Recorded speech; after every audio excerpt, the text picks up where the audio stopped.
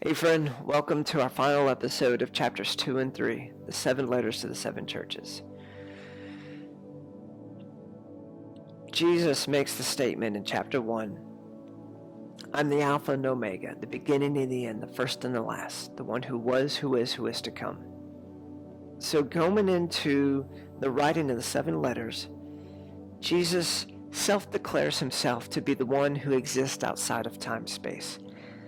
So he proves this by putting phrases within each of the 7 letters that will be tethered, you ready for this, to the future historical documentation of each of those cities. Here's what I mean. Let's take Laodicea.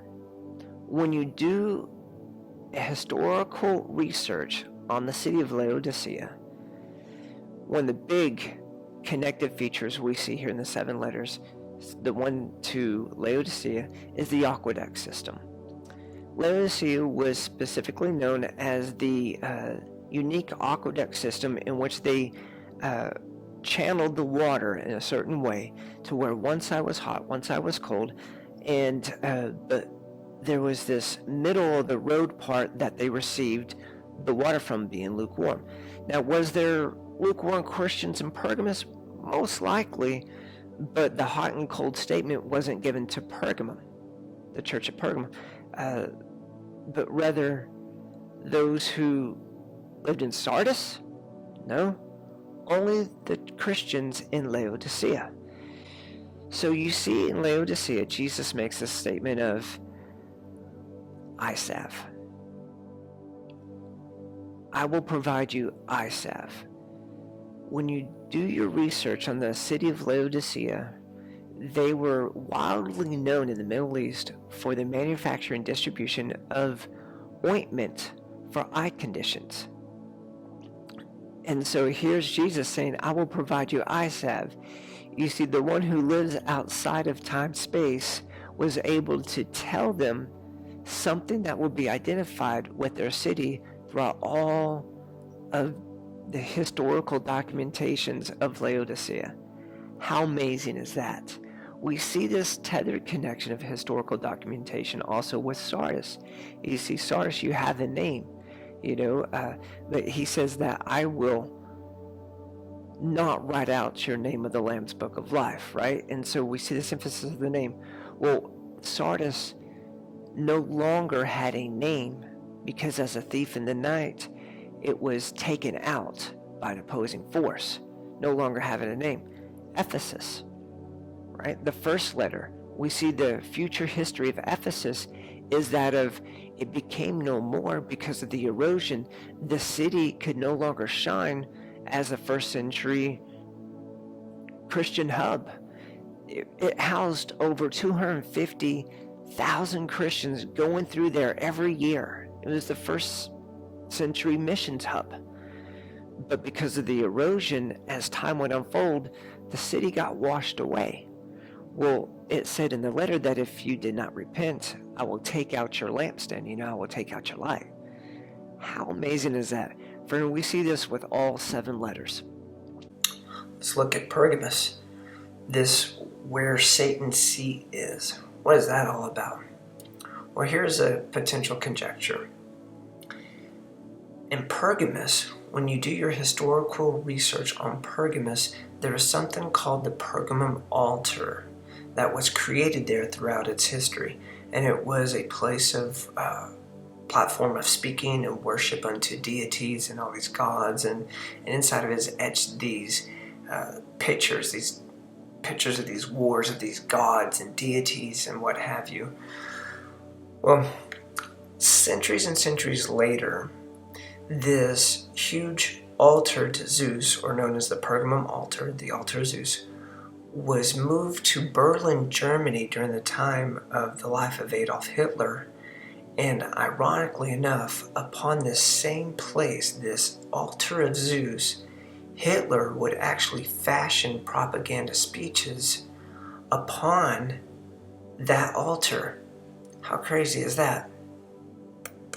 What's the big takeaway for you and I in this principle is this.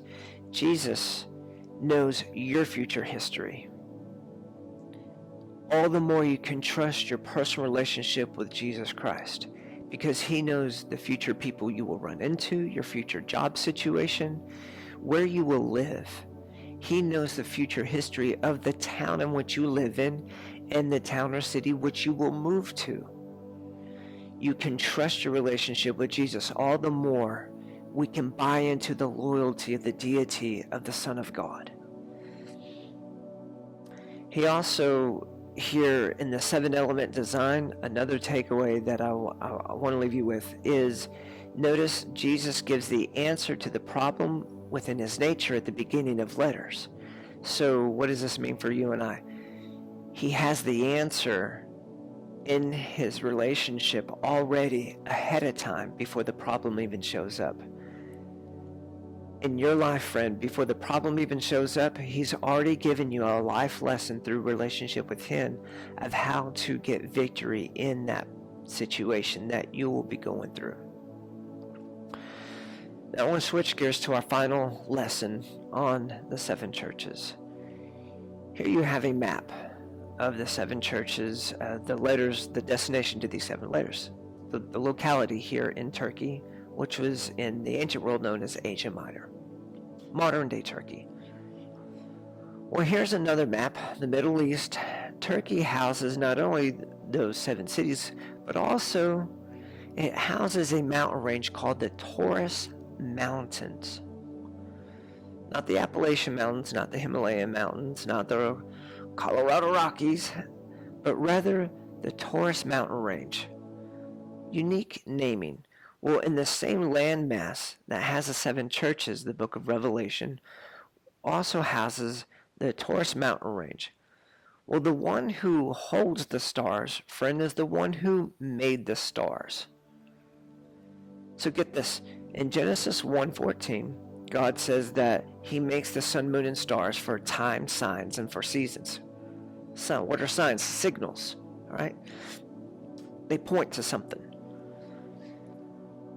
In Psalm chapter 19 says that the heavens declare the handiwork of God. They pour forth their speech day and night. They speak to us of things. Well, what do they speak of?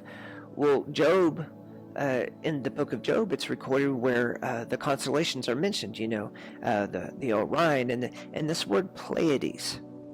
The Pleiades is mentioned in, well, where's Pleiades? Well, lo and behold, Pleiades is in the constellation Taurus. And if you look at the constellation Taurus, on the shoulder area is where Pleiades is.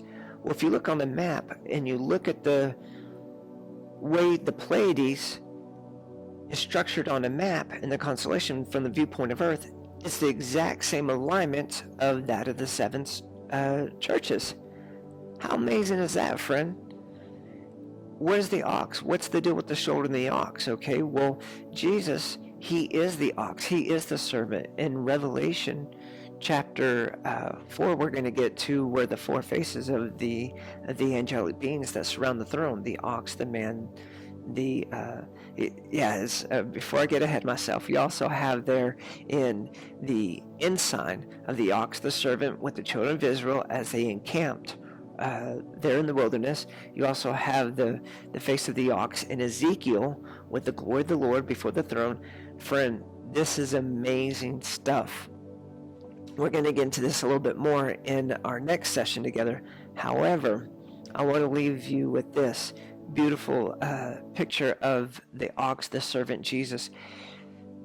Shoulders in the Bible are idiomatic of responsibilities. What does this speak to you and I? That the Lord takes responsibility of his church in the earth. He says, I will build my church and the gates of hell will not prevail against it. And you are part of the church, friend. He takes responsibility of your life as you trust, and he says, take my yoke upon you, for my burden is light. My yoke is easy. Yoke, oxen. Walk with Jesus. Partner with Jesus in these end times. Dive deep in your relationship with Jesus. He takes you as his personal responsibility.